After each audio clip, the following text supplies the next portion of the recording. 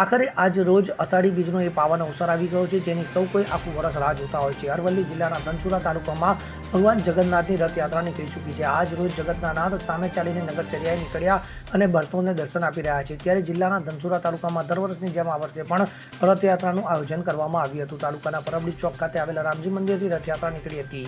ત્યારે પરબડી ચોક મુખ્ય દરવાજા તલોદ રોડ સહિતના રૂટ પર આ રથયાત્રા નીકળી હતી, તો વિવિધ વિસ્તારમાં ભક્તો ભગવાનના દર્શન કરીને ધન્ય બન્યા હતા અને તેમના દ્વારા રથયાત્રાનું ભવ્ય સ્વાગત કરવામાં આવ્યું હતું। અમિત ઉપાધ્યાય સાથે CN24 ન્યૂઝ અરવલ્લી। હવે જુઓ દેશ દુનિયાની તમામ ખબરો તમારી આંગળીના ટેરવે। ઉઠાવો મોબાઈલ અને Google Play Store પરથી ડાઉનલોડ કરો અમારી CN24 ન્યૂઝ મોબાઈલ એપ।